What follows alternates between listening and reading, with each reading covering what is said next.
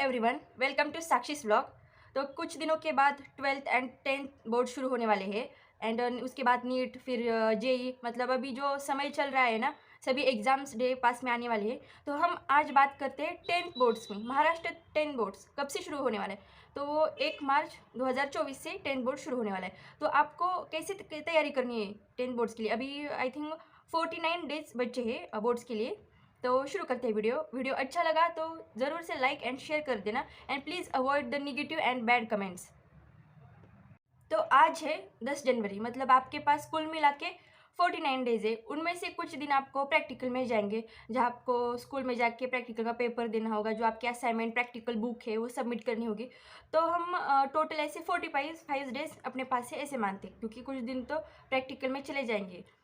तो 45 दिनों को कैसे यूटिलाइज करके हम अपना स्कोर, अपने मार्क्स बढ़ा सकते हैं, जिससे कि आपका बोर्ड्स में अच्छे मार्क्स आए, अच्छी परसेंटेज आए। तो महाराष्ट्र स्टेट बोर्ड का मैं देखूँ तो 1 मार्च, मतलब बाकी सभी सीबीएसई के भी वहीं से शुरू होंगे शायद, पर महाराष्ट्र स्टेट बोर्ड मतलब फर्स्ट पेपर होगा आपका मराठी का। मराठी में क्या क्या आता है? सीन पैसेज, अनसीन पैसेज, फिर पोयम, फिर पोयम के आशय सौंदर्य, काव्य सौंदर्य, उसका मतलब ग्रामर आता है, फिर उपयोजित लेखन। तो उन सबको कैसे सॉल्व करें, उनका रिप्रेजेंटेशन कैसे करें, जिससे आपको मतलब 90 के ऊपर मराठी में मार्क जा सकते हैं। अगर आपने मराठी की अभी तक कुछ भी तैयारी नहीं की, तो मैं बताती हूँ। सबसे पहले ना, आप जितने भी चैप्टर्स हैं ना, वो अच्छे तरीके से एक एक बार पढ़ लो। बस एक एक बार अभी काफ़ी है, पढ़ लो। उससे क्या होगा, आइडिया हो जाएगी कि इस मतलब चैप्टर में क्या दिया है। तो आपको पैसेज सॉल्व करते समय उतना आपका टाइम नहीं जाएगा, मतलब इजी वे आपका वो पैसेज सॉल्व हो जाएगा। और जो आपका स्वमत होता है, जो मतलब आपको पर्सनली पूछा होता है, उससे भी मतलब 2 या 3 मार्क का आता है। उससे भी इतना अच्छे तरीके से रिप्रेजेंट करना चाहिए कि वहाँ पर आपके आउट ऑफ मार्क मिलने चाहिए। इसके लिए आपको ज़्यादा से ज़्यादा बुक रीड करने की एंड मराठी की ज़्यादा से ज़्यादा रीड करने की प्रैक्टिस होती है, तब आप जाके फास्ट लिख सकते हैं मराठी।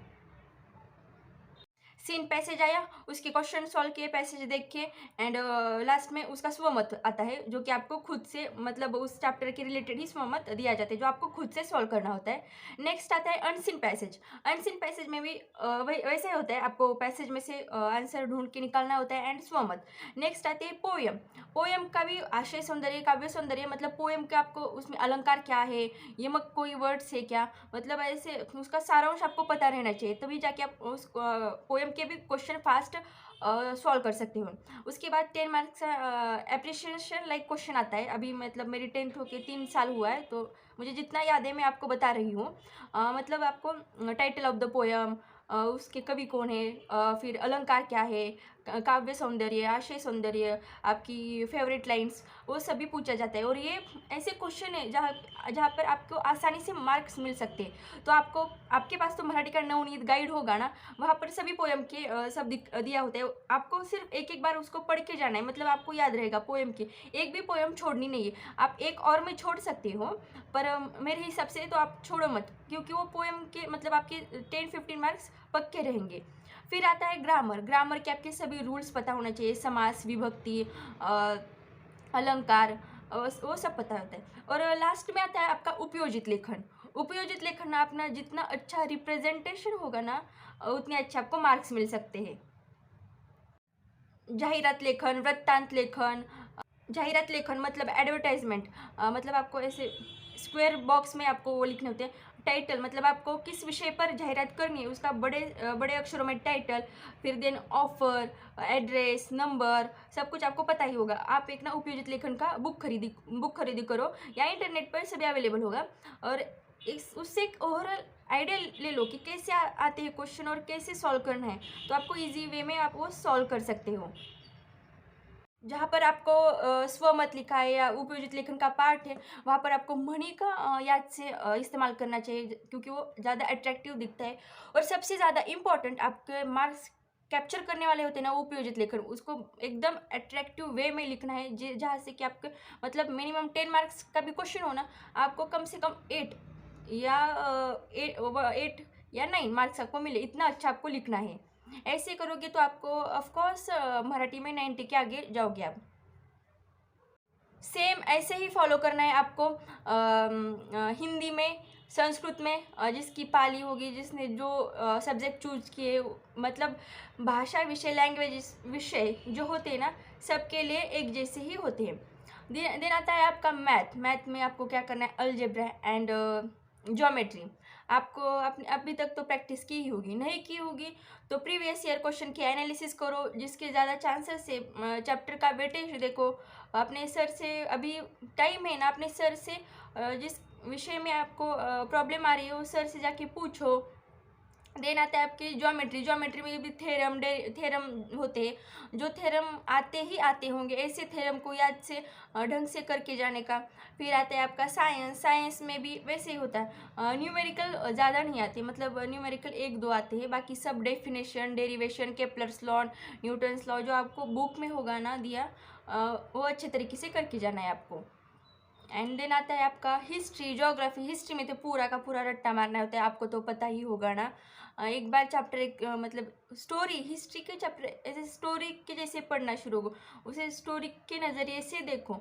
एंड उसके क्वेश्चन एक्सरसाइज, मतलब मुझे तो जहाँ तक पता है महाराष्ट्र स्टेट बोर्ड में एक्सरसाइज के नीचे के ही क्वेश्चन आते हैं मोस्ट ऑफ, वही करके जाओगे ना तो आप 90 के आगे जाओगे।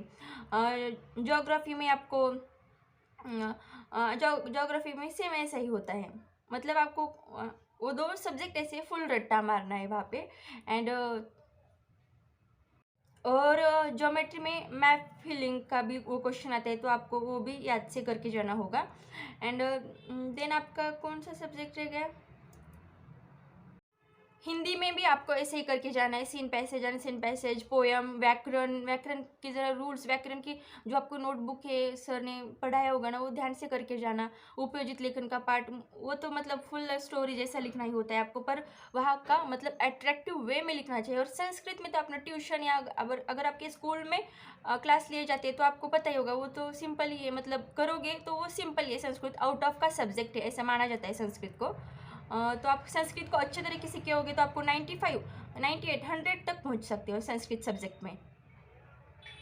अपने जो ये बचे कुछ दिन है ना, उसको अच्छी तरीके से यूटिलाइज करो और पेपर अच्छे तरीके से देखे आना। और अभी कुछ नहीं होगा, इस सोच में, विचार में मत रहो, अभी भी बहुत कुछ हो सकता है। अच्छे तरीके से पढ़ाई करो, फोकस करो। फोकस से मतलब पेपर के बीच में कितना गैप आया है उस हिसाब से आपको मैनेजमेंट करनी होगी। और अभी भी 49 डेज है, अभी भी आज से भी अभी से भी करने बैठोगे तो सब कुछ अच्छे तरीके से हो जाएगा। अभी लग जा पढ़ाई पर, मतलब सोचने का अभी वक्त नहीं है फ़िलहाल। तो बस इतना ही, अच्छी तरीके से पढ़ाई करना। All the very best and please please avoid the negative comments and bad comments. Thank you very much, bye.